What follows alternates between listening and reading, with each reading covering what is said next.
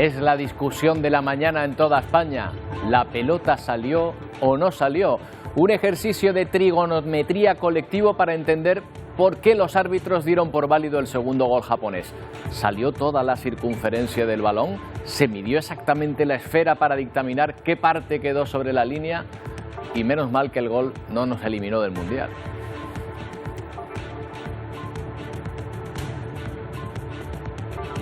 ¿Qué tal? Buenos días. Menos mal que podemos hacer bromas todavía con esto, porque durante casi 3 minutos España estuvo eliminada del Mundial. Por suerte, peor suerte, ha tenido la siempre favorita Alemania, que ya se ha quedado fuera. Japón, primera de grupo, ¿quién lo iba a decir? En un partido donde le funcionó la estrategia de hacerse el muerto, para después dejarnos groguis, un partido de infarto.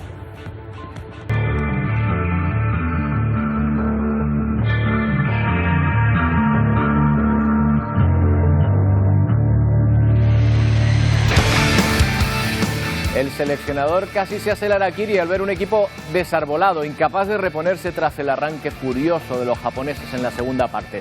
2 goles que nos dejan segunda de grupo y con la moral solo algo más alta que la de los alemanes, que se van a casa a las primeras de cambio, aunque ellos cumplieron frente a Costa Rica. Ahora queda un rival muy incómodo para España, porque Marruecos se ha mostrado como una de las selecciones revelación de este campeonato y vienen con mucha fuerza.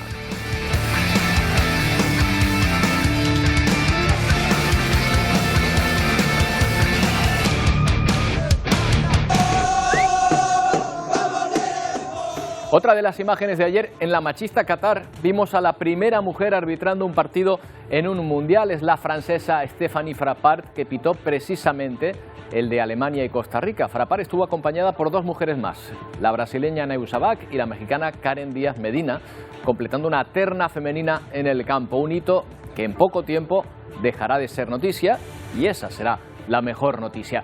Y el tiempo ha cambiado en las últimas horas, lo habrán notado. El otoño por fin asoma la patita y llueve en las islas. En la península los embalses han mejorado algo tras las últimas precipitaciones, pero siguen lejos del volumen que suelen tener por estas fechas.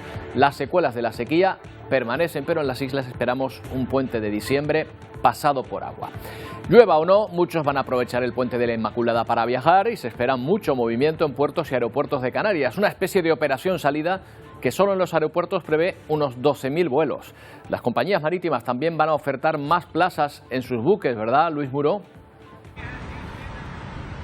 Para este largo puente de la Constitución, las compañías marítimas de transporte de personas y vehículos entre islas han incrementado notablemente sus plazas. En concreto, la compañía Fred Olsen lo ha hecho entre el 15 y el 20%, dependiendo de las líneas. En total, se prevé que viajen 92.000 personas entre islas durante estos 10 días y unos 25.000 vehículos también serán transportados. Las 3 líneas más destacadas son Tenerife-Gran Canaria, Gran Canaria-Tenerife, con la que viajarán unas 30.000 personas, después Tenerife-La Gomera-Tenerife, en la que viajarán unas 20.000 personas, y luego Gran Canaria-Fuerteventura, Fuerteventura-Gran Canaria, en una línea en la que se prevé que viajen 12.000 pasajeros. Bueno, hay que ver cómo han celebrado los japoneses el pase a la próxima fase de estados del Mundial de Qatar. Y es que van como primero de grupo. Para los que teorizaban con que sería mejor si perder o ganar en la última jornada para buscar el lado favorable del cuadro, la respuesta ha sido clara: no merece la pena quedarse al borde del infarto para pasar a octavos. Los de Luis Enrique pasan de ronda y se enfrentarán a Marruecos. Japón, por su parte, volvió a celebrar el triunfo a su manera, de una manera muy ordenada. Miren, vuelven a ese icónico escenario, ese cruce de peatones en pleno Tokio, el paso peatonal más transitado del mundo, donde salen cuando está verde para los peatones, esperan a que se ponga en verde el semáforo, júbilo, vítores, y cuando el semáforo se pone en rojo, todo el mundo de vuelta a la acera para no interrumpir el tráfico. Bueno, lo celebran a su manera, pero tienen que celebrar, ¿eh? Pasan primeros en un grupo en el que han vencido nada menos que a 2 campeones del mundo.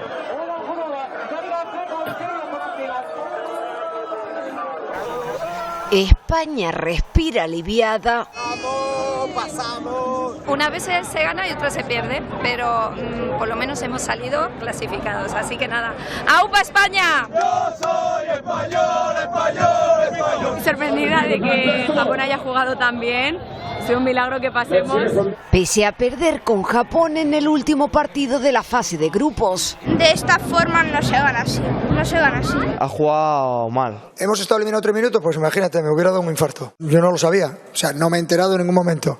Luis Enrique debió ser el único español en no enterarse de la película, y es que durante 3 minutos, toda una eternidad, la Roja estuvo eliminada del Mundial de Qatar. Hay que cambiar muchas cosas si queremos seguir avanzando. Un poco de pena por tener que pasar habiendo dependido de que Alemania haya ganado. 180 segundos en los que el país se quedó mudo, contuvo la respiración. He sufrido mucho, me han entrado escalofríos, he estado temblando y todo. Y comprobó con angustia lo que sucedía en el Costa Rica-Alemania. Todo lo contrario a cómo se vivía por parte de Japón.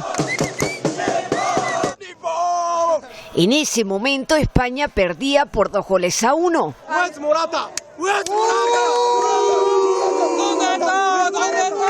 Otro que no se enteró de la película, precisamente el 7 de España, fue el autor del único gol del combinado español.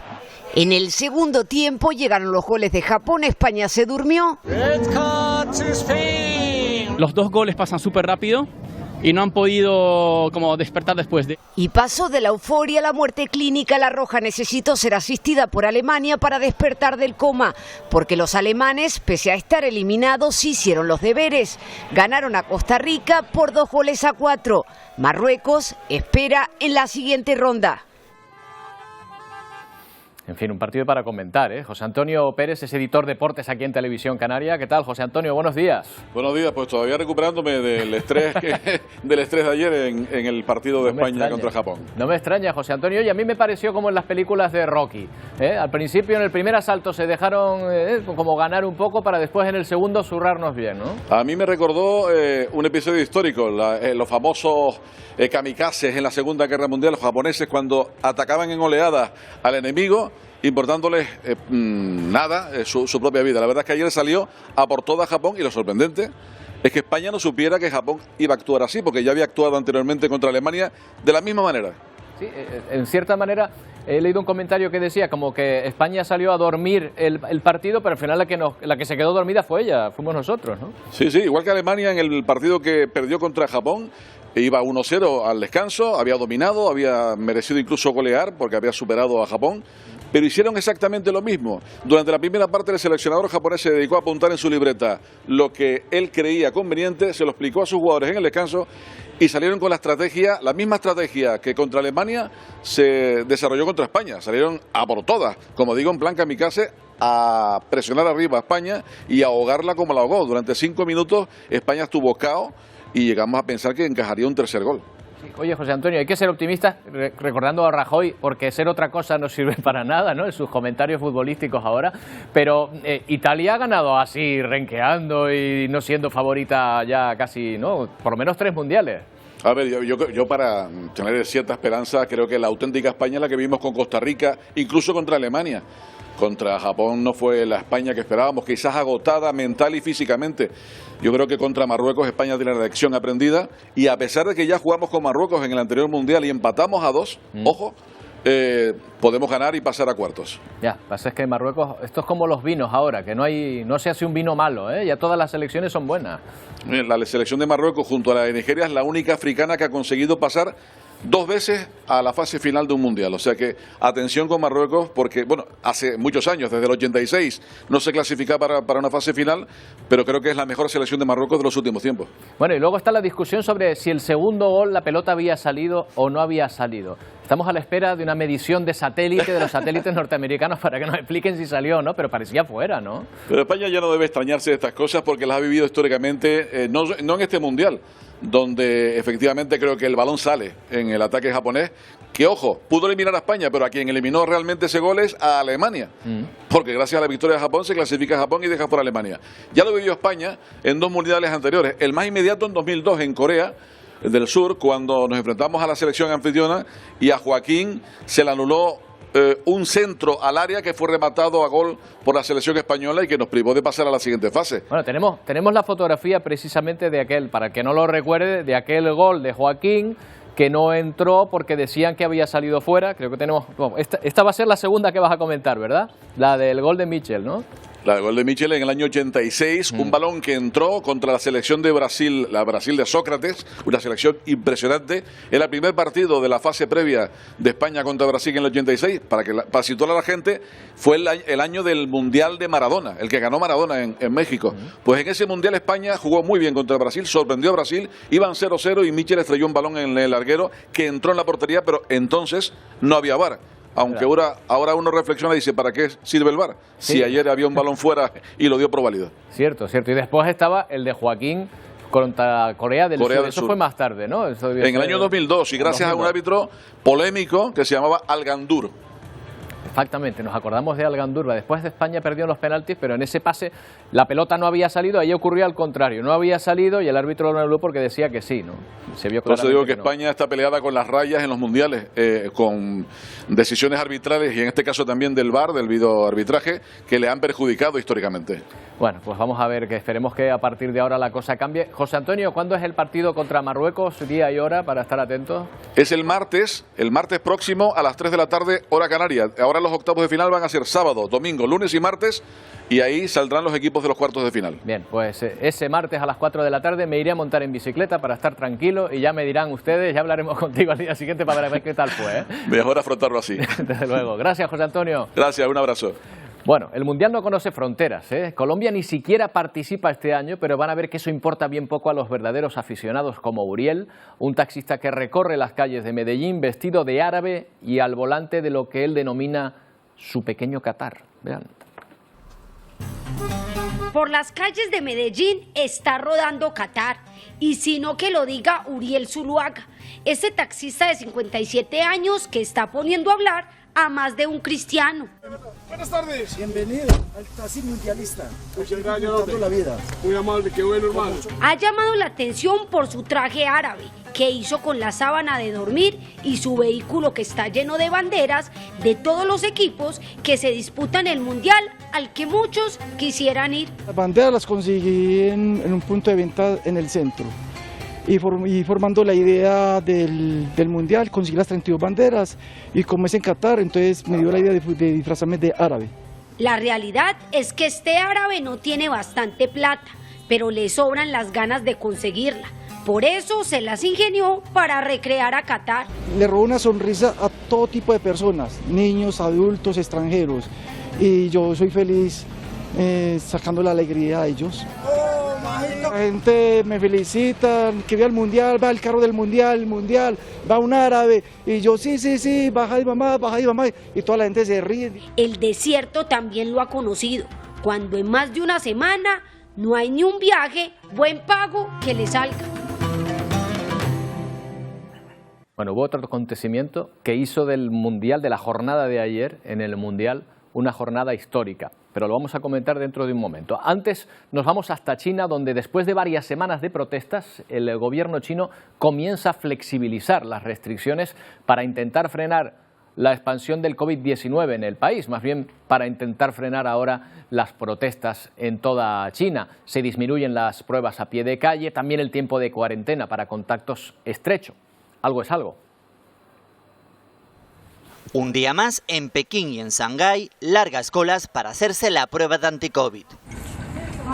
Mascarilla obligatoria en la calle y el tráfico vuelve poco a poco a la normalidad. Medidas que, según el gobierno chino, empezarán a flexibilizarse en las próximas semanas. El portavoz de Exteriores asegura que se prioriza a las personas y la vida. Hemos ajustado y optimizado nuestras medidas de respuesta a la luz de los últimos desarrollos de la pandemia. Una respuesta que provocó que miles de personas salieran a la calle para protestar. Those voices from people Siento que se escucha nuestra voz, dice este residente de Pekín. Esta otra ciudadana asegura que había que ajustar las restricciones porque Omicron es más infecciosa pero menos mortal. China comienza un nuevo camino hacia la normalización cuando aún los casos reportados rozan niveles de récord. Habrá que ver si esta relajación de medidas sirve para acabar con las manifestaciones. Y volvemos con los paquetes bomba. Tras los 5 detectados en España en los últimos días, las fuerzas de seguridad estadounidenses han encontrado esta madrugada otro paquete sospechoso en la embajada rusa en Washington. Hasta allí se ha desplazado un equipo especialista de desactivación de explosivos. El perímetro permanece todavía acordonado y las autoridades han elevado el nivel de seguridad.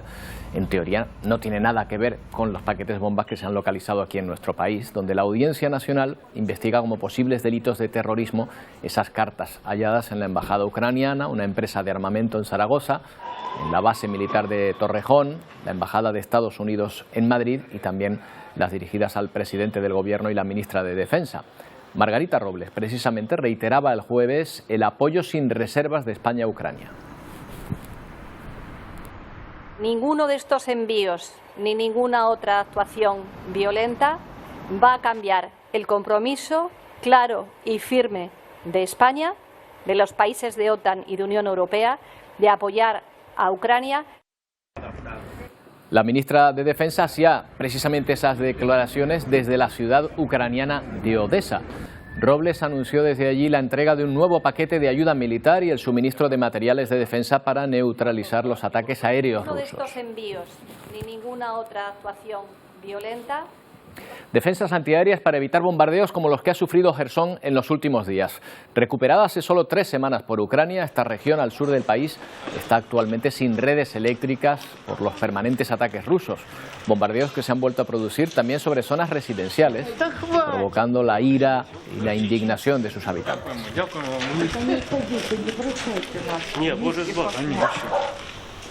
La guerra en Ucrania ha sido uno de los temas que han tratado Joe Biden y el presidente de Francia, Emmanuel Macron, en la visita del francés a la Casa Blanca.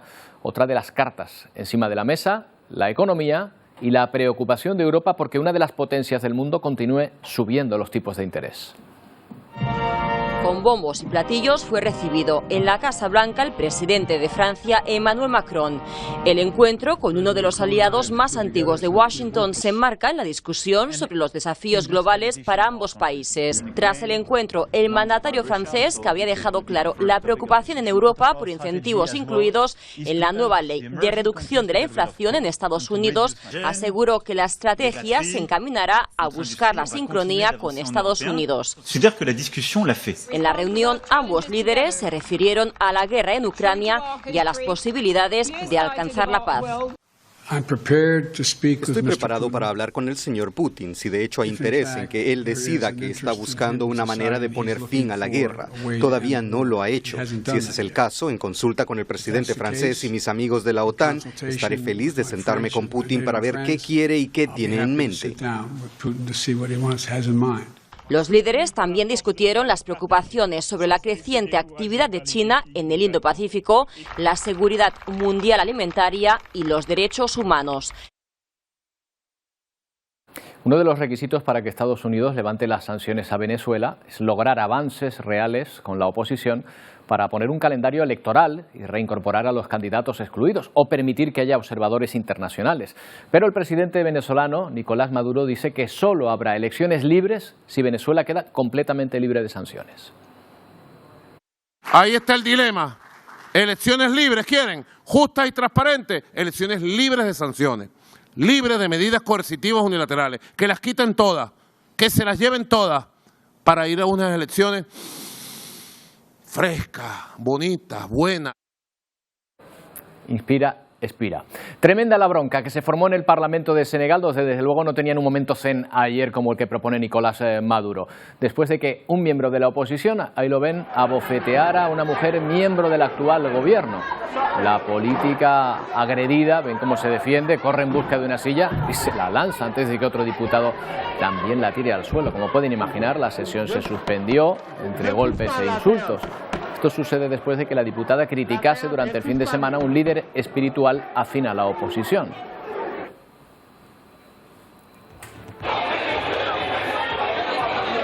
Bueno, hacemos una pausa y enseguida volvemos para mostrarles un trío de mujeres que ha hecho historia. Nunca antes una mujer había arbitrado un partido de hombres en un mundial. Enseguida se lo mostramos.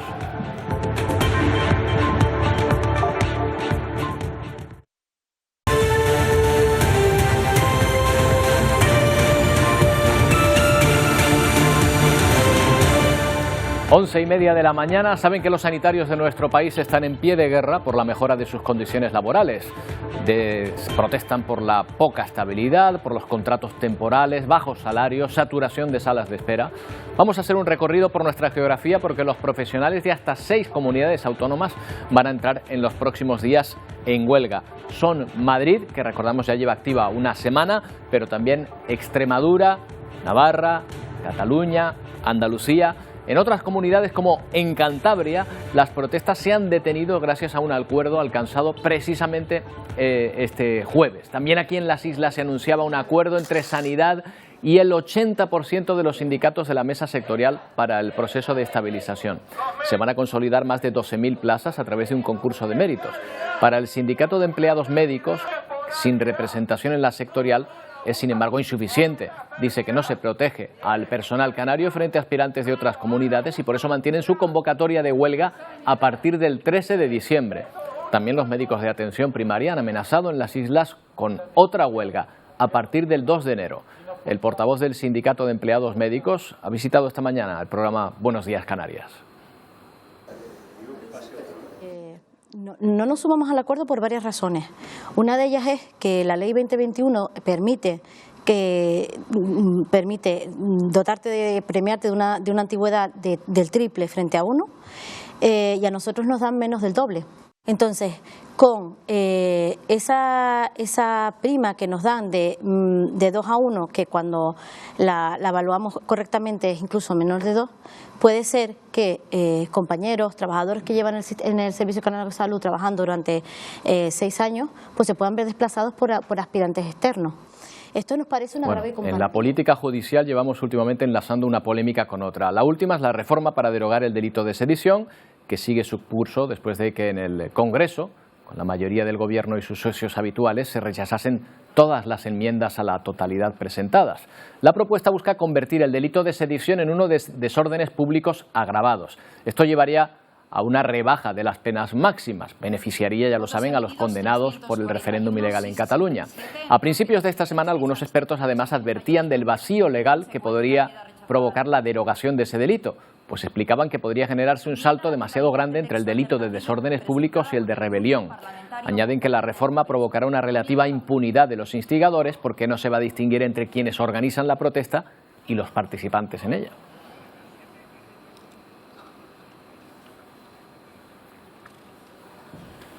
Bueno, y como decíamos, el Mundial es noticia. Ayer se hizo historia, un momento, un hito en el momento en que por primera vez una mujer arbitró un partido de un Mundial. Ahí la tienen, la francesa Stéphanie Frappart, la encargada de arbitrar, además un partido difícil, el de Alemania frente a Costa Rica. En su papel estuvo acompañada de otras 2 mujeres, la brasileña Neus Sabac y la mexicana Karen Díaz Medina. La francesa ya había participado como cuarta árbitra en el partido entre México y Polonia y posteriormente lo hizo también en el Portugal-Ghana. Frappart había sido ya la primera mujer en arbitrar una final de un Mundial femenino absoluto o la primera en estrenarse en la Champions masculina.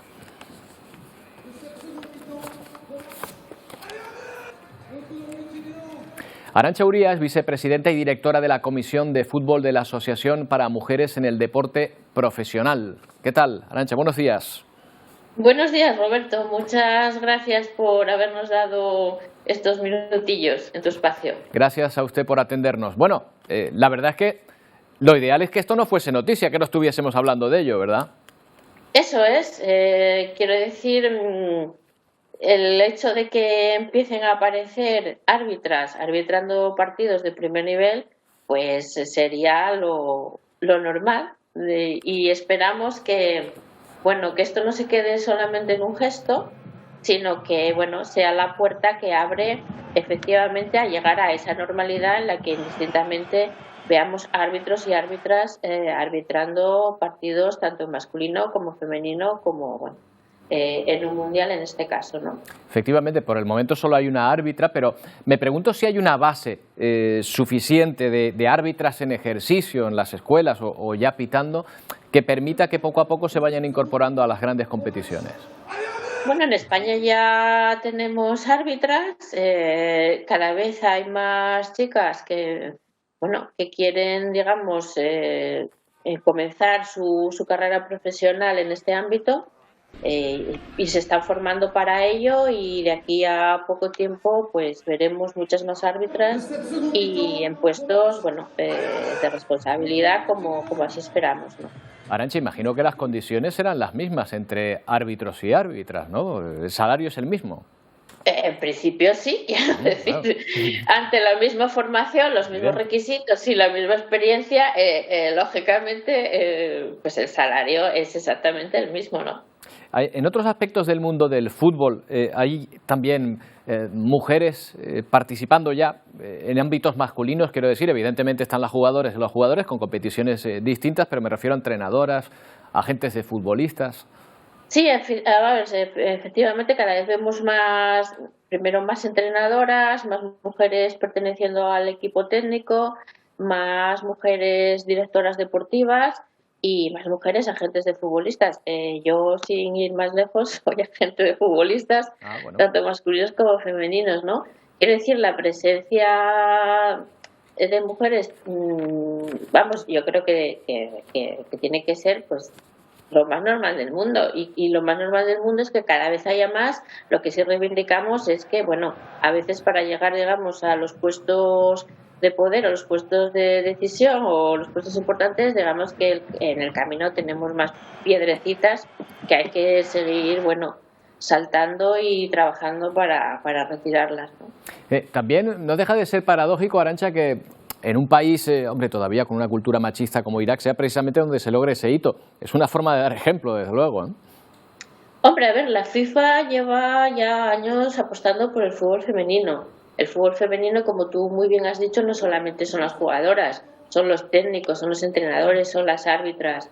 Entonces, yo creo que el Mundial de Qatar ha sido pues un lugar ideal para empezar a poner a mujeres arbitrando equipos en un mundial. Volvemos a repetir que esto no quede en un bonito gesto y que sea a partir de ahora, digamos, el camino normal que debe seguir el fútbol como deporte. Efectivamente, parece que por ahí va el camino en que esto ya lo vayamos tomando con normalidad, como tiene que ser. Pues nada, Arantxa, muchas gracias por habernos atendido. Buenos días. Muchísimas gracias a vosotros. Un saludo. Bueno, y hoy hemos conocido los datos del paro referidos al mes pasado. En España se redujeron los desempleados en algo más de 33.000 personas. Es una buenísima noticia. Desde 2007 no se había reducido tanto un mes de noviembre. En Canarias hay 1.620 parados menos. Nuestro país tiene en total 2.881.000 desempleados, de los cuales 185.000 están aquí en las islas. Pero vamos a ver a través de este gráfico cómo ha evolucionado el desempleo en este último año. Miren, octubre de 2021 la tasa de paro era del 13,4%. Octubre de 2022 la tasa de paro es del 12,5%, por lo tanto baja el paro. Buena noticia, desde 2007 ya decimos que no se daba un noviembre tan bueno, pero claro, sobrevive sobre esta información sobrevuela la duda de cómo se ha contabilizado a los fijos discontinuos, trabajadores que están parte del año parados habitualmente o incluso cobrando la prestación de desempleo, pero que no cuentan como parados en estas estadísticas. Es lo que advierten algunos centros de estudios económicos. Y buscamos la opinión de un experto, José Miguel González, director de consultoría de Corporación 5. ¿Qué tal, José Miguel? Buenos días. ¿Qué tal? Muy buenos días. Bueno, normalmente los fijos discontinuos se han contado como parados o no. Cuando están ocupados sí, cuando están desempleados no. Es decir, hay que tenerlo en consideración que cuando están ocupados pues tienen su contrato en vigor y por lo tanto pues dejan de ser desempleados, mientras que cuando se les suspende el contrato de forma temporal incluso tienen acceso a la prestación, lo que ocurre que en el ámbito estadístico se le incorpora como inactivo, salvo que soliciten una actividad específica para poder nuevamente incorporarse al mundo del trabajo en otro contrato. O sea que estas personas que ahora mismo, por ejemplo, no están trabajando, incluso están cobrando el paro, no están contabilizados como parados, ¿no? No están contabilizados como parados porque además, repito, tienen su contrato suspendido en relación a lo que sucede en su contrato habitual del año. Algo similar, aunque con sus distancias, a lo que sucedió con las personas que estaban dentro de un expediente de regulación temporal de empleo, en donde no eran desempleados y se convertían en inactivos. De hecho, en 2020, pues en Canarias, por lo tanto, fueron más de 100.000 personas que desaparecieron de repente y por eso la tasa de paro no era tan alta como si hubieran estado incorporados como tal. Bueno, en todo caso parece, al margen de que esto sea o no deba contabilizar o maquille las cuentas o no, parece que la tendencia en el empleo sigue siendo buena, ¿no? Sin duda, los datos del desempleo, tanto desde la perspectiva mensual como interanual, siguen mostrando músculo. Yo más me preocuparía de los datos de los cotizantes a la Seguridad Social, que prácticamente se comportan de igual manera, es decir, positivos tanto respecto al mes anterior como en el mismo mes del año anterior. Tal vez si tuviéramos que pormenorizar el análisis para los datos conocidos en la mañana de hoy, pues hablaríamos de la contratación. Esta sí es verdad que poco a poco va menguando. Es cierto también que es fruto de la nueva legislación, en donde un contrato temporal probablemente tú lo renueves más veces, mientras que un contrato indefinido, desde que lo celebras una sola vez, ya no vuelves a celebrarlo. Y el otro dato sobre el que hay que mostrar cierta preocupación es que pese a que ha disminuido el paro en todos los sectores económicos, en el colectivo sin empleo anterior sí que se ha incrementado y por lo tanto pues eso da mermas en la rotación y oportunidades de nuevos puestos de trabajo. Claro, en todo caso se supone que estamos atravesando una crisis. ¿Lo normal en una crisis de inflación es que el empleo se mantenga? Bueno, ahora mismo todavía no estamos en una situación de crisis económica, estamos en un proceso de desaceleración que probablemente se consolide en 2023 y coexistimos altos niveles de empleo también con altos niveles de inflación, porque no olvidemos que una tasa de paro que actualmente en Canarias está en torno al 17,7%, una de 2 dígitos es excesivamente alta para una sociedad desarrollada. A partir de ahí hay que tener en consideración que poco a poco el enfriamiento de la economía a través de las medidas que se han incorporado, sobre todo en materia de política monetaria, o lo que es lo mismo, y los incrementos de los tipos de interés, van a ir disminuyendo esas ansias de consumir, esas ansias de invertir y por lo tanto disminuirá la inflación. Claro, en las ansias de consumir, en las ansias de invertir también van a ofrecer menor propensión a demandar determinados bienes y servicios a determinadas empresas y por lo tanto aparecerá unas mermas en el empleo, que eso es lo que probablemente suceda en 2023. Parece que una crisis inflacionaria reclama que nos vaya mal de alguna manera o que percibamos que nos vaya mal para que el consumo cese para poder volver a la normalidad, ¿no? Sí, realmente lo que sucede es que tienes que desincentivar para evitar el efecto subasta, es decir, que los precios de los bienes y servicios se incrementen justamente porque tienes propensión para poderlo consumir. En 2021 era una inflación de demanda, teníamos que soltar, si se me permite la expresión, ese 20% de incremento del ahorro atesorado en 2020 y en 2022 pues ya es una inflación de oferta, sobre todo derivado por la invasión de Ucrania por parte de Rusia. Se habla también de la importancia del empleo público en esos datos de nuevos empleados. ¿Hasta qué punto influyen en los nuevos datos? ¿Proporcionalmente a otros años es mucho mayor? Realmente el de noviembre no es tan determinante, en septiembre sí lo fue, sobre todo con el ámbito docente y de hecho también en el mes de julio cuando desaparecen pues sí que afectan de forma positiva. Esto prácticamente, de forma mayoritaria entendemos que es por parte de la economía privada, aunque la administración pública sí es verdad que poco a poco ha ido tomando protagonismo, más protagonismo del que normalmente siempre se tenía. Para tener un ejemplo, es que el 17% 27% de la economía en 2019 era sector público y ahora está cercano al 25%. Entonces, claro, eso poco a poco se va a ir incorporando y eso también da dudas de sostenibilidad. Por lo tanto, independientemente de que es importante de que tengamos un agente económico público que sepa redistribuir pues las riquezas y las acumulaciones indeseadas, es necesario que el músculo privado sea capaz de generar más empleo y sobre todo sostenido en el tiempo. Por último, José Miguel, diciembre supongo que será un mes bueno para la contratación, ¿no? Por todo el consumo que se reactiva, por mucha inflación que haya.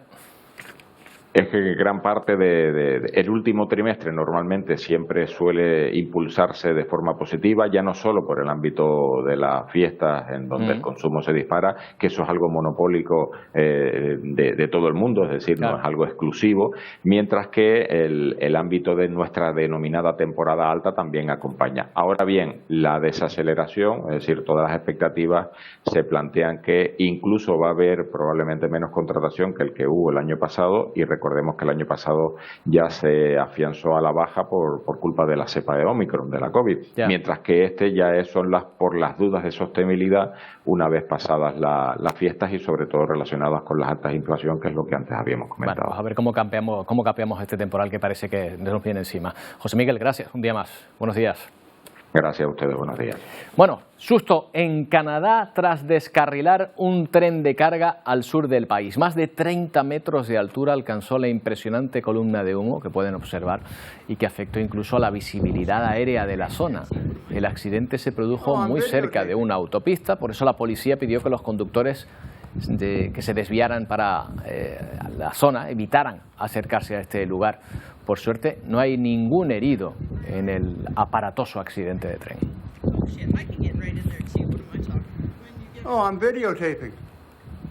Y nos encontramos también con otro virus, el de la gripe aviar, que ha obligado a declarar la alerta sanitaria en Perú. Más de 13.000 aves, en su mayoría pelícanos, han muerto a causa de este virus. Las autoridades piden no manipular las aves enfermas y extremar las precauciones. De momento no se han registrado casos entre aves domésticas o de corral. Las autoridades aclaran que no representa este virus riesgo para el consumo humano de carnes, de huevos de aves domésticas ni de productos marinos. Y en Melilla han grabado una manera de saltar la frontera que hasta donde se sabe es la primera vez que se utiliza, usando un parapente. El vídeo lo grabó un ciudadano que llamó a la policía alertando de que habían cruzado la frontera de esta manera, ya lo ven. La Guardia Civil busca ahora a ese parapentista que en principio ha huido porque no se ha dado con él.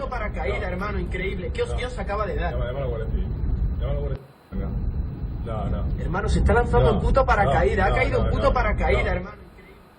Y en lo que se refiere precisamente a migración en América, comienzan a cerrar algunos centros de migrantes que servían para acogerlos hasta ahora mientras regresaban a su país o en su camino hacia la frontera con Estados Unidos. Este centro, por ejemplo, en Panamá, estaba recibiendo a miles y miles de venezolanos y que ahora están retornando por las medidas migratorias que ha aplicado el gobierno de Joe Biden.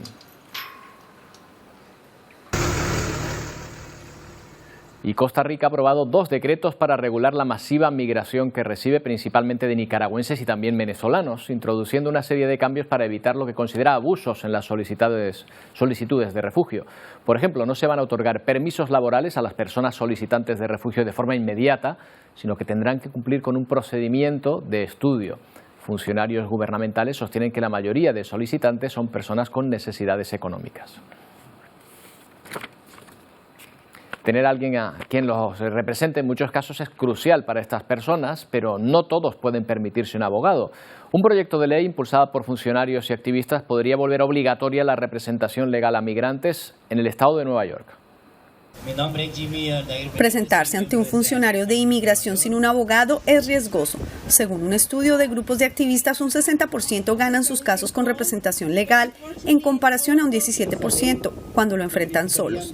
La representación legal no es un derecho. Ese es el problema, que en corte de inmigración tú llegas y como es corte de leyes civiles no tienes tú un abogado, pero el gobierno sí es representado por alguien que trata de deportarte. Lo que nosotros buscamos con esta ley es cambiar eso. Con una alta demanda de abogados de inmigración, muchas personas no tienen más remedio que enfrentar el proceso sin asesoría.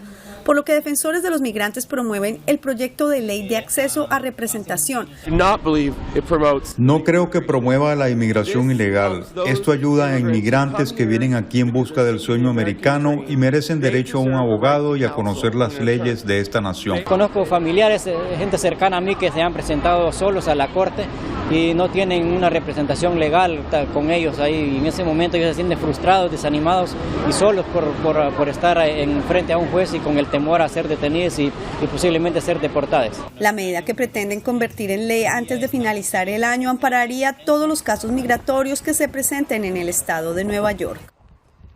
Bueno, y vamos con Ponte al Día, que está a punto de llegar justo después de nosotros. Wendy y Pedro, no sé si se han dado cuenta de que hoy es viernes, ¿eh? Se notará, ¿no?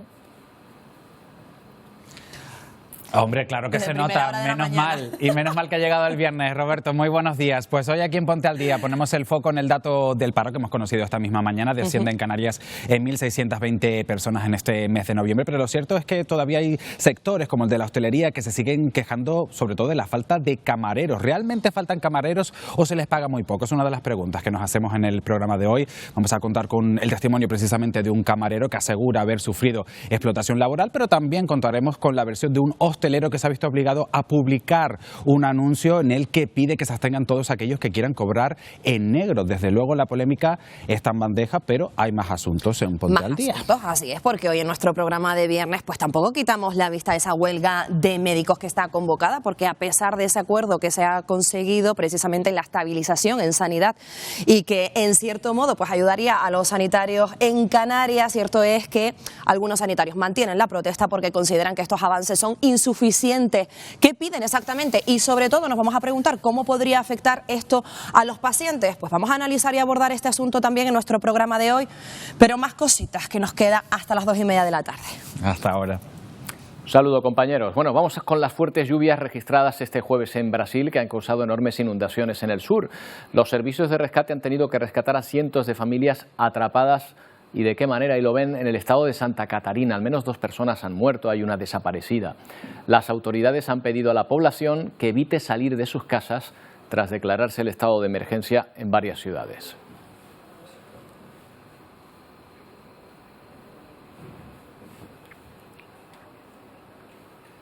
Y buenas noticias para los embalses en nuestro país. Aún seguimos hablando de sequía, pero lo cierto es que en las últimas semanas la situación ha mejorado ligeramente en los embalses. Ahora mismo están al 34,3% de capacidad. Esto es 1,5 puntos más que octubre, pero en cualquier caso es una cifra que se mantiene lejos de la media de los últimos años para este mes, que se situaba por encima del 50%. Una situación aún preocupante en nuestro país, porque la sequía azota la península, pero también otros lugares, como Yemen, donde intentan ahorrar agua hasta en la agricultura. Este invernadero medio de la tierra árida de la capital de Yemen esconde un exuberante jardín verde rebosante de plantas con tomates. Aquí las verduras se cultivan utilizando un sistema hidropónico en el que se prescinde de tierra agrícola y se emplea una solución de agua con nutrientes. Este investigador explica que con la escasez de agua que sufren, lo que hacen es extraerla de los pozos porque dependen en gran medida del agua subterránea y que con este sistema ahorran más del 80% del agua que se utilizaría con el cultivo del suelo. Las plantas crecen en un tipo de roca conocida como toba volcánica, que se caracteriza por su baja retención de agua. Cuando el agua llega a las raíces de la planta, esta absorbe sus necesidades y el agua sobrante fluye por la red de tuberías que conectan las plantas y regresa a los depósitos de agua para regar el resto de la finca, cuenta el agricultor. Incluso los vendedores ven los beneficios de la agricultura hidropónica, que produce verduras más frescas a un costo menor. Bueno, más efectos del clima. No se sabe bien por qué, pero en Gaza, en Palestina, están desapareciendo las abejas. Las autoridades palestinas explican que tienen la mitad de colmenas que tenían hace unos años. Esta vez no fueron las balas, sino el clima quien obligó a confinar a las abejas en sus colmenas durante la primavera en lugar de estar buscando néctar. Más de 15 años de bloqueo israelí no acabaron con la apicultura en Gaza, pero sí podría hacerlo el cambio climático. Este apicultor cuenta que este año muchas abejas han muerto a causa de la lluvia y el viento. Además, las temperaturas continúan subiendo. Desde el Ministerio de Agricultura explican que el número de colmenas ha descendido a la mitad y que la producción ha pasado de las 400 a las 180 toneladas en los últimos años. El bloqueo y las 6 guerras dificultaron y encarecieron la importación de suministros y ahora son las tormentas de lluvia las que amenazan la vida silvestre no solo de Gaza, sino de todo el mundo. La primera ciudad en eliminar cualquier vehículo viejo será Cracovia, en Polonia. La propuesta del propio alcalde ya ha sido aprobada y con ella se va a intentar reducir la contaminación en la ciudad, aunque habrá que esperar a partir de mediados de 2024 para que sea efectivo. Según varios colectivos climáticos, Polonia es uno de los países más contaminados de la Unión. Habrá que ver también qué entienden las autoridades polacas por un vehículo viejo y quién es capaz de cambiarlo por uno nuevo.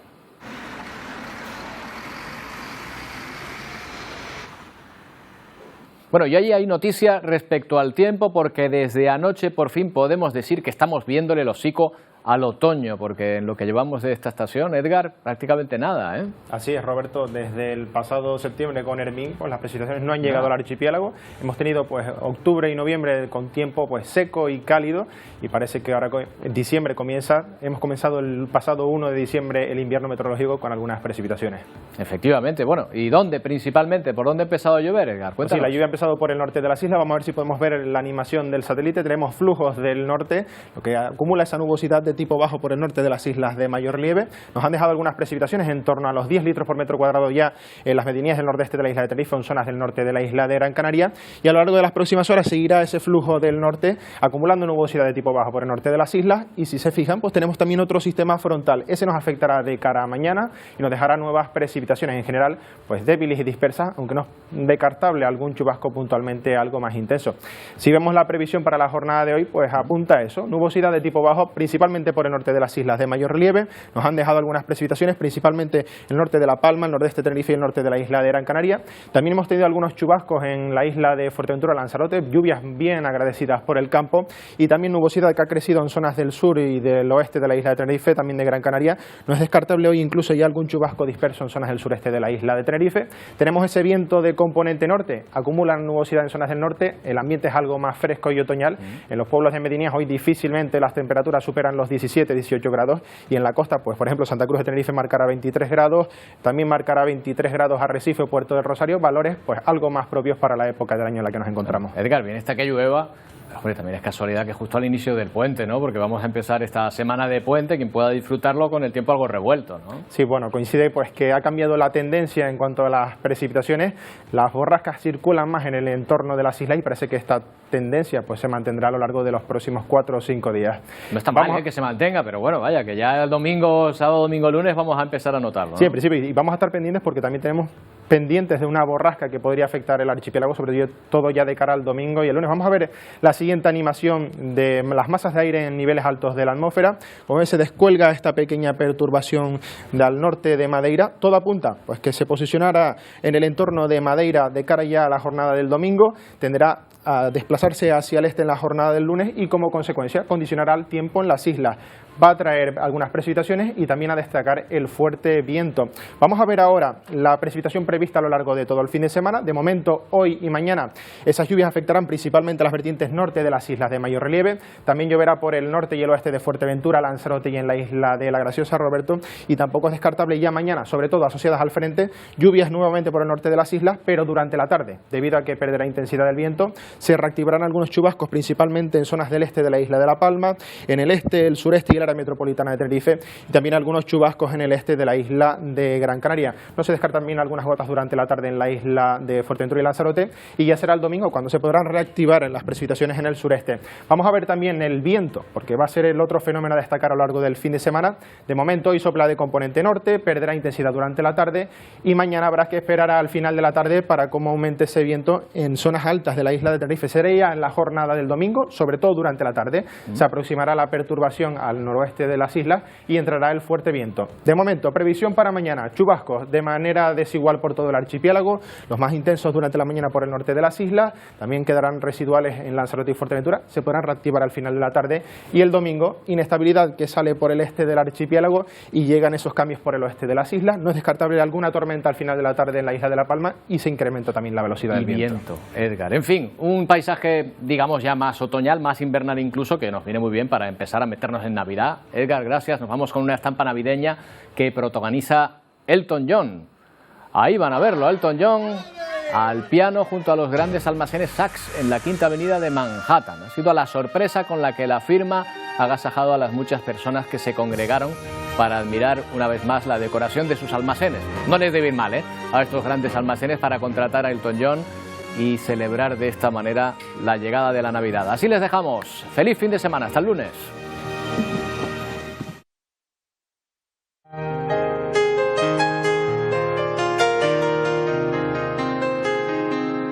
It's a little bit funny, this feeling inside. I'm not one of those who can easily hide. I don't have much money, but boy, if I did, I'd buy a big house.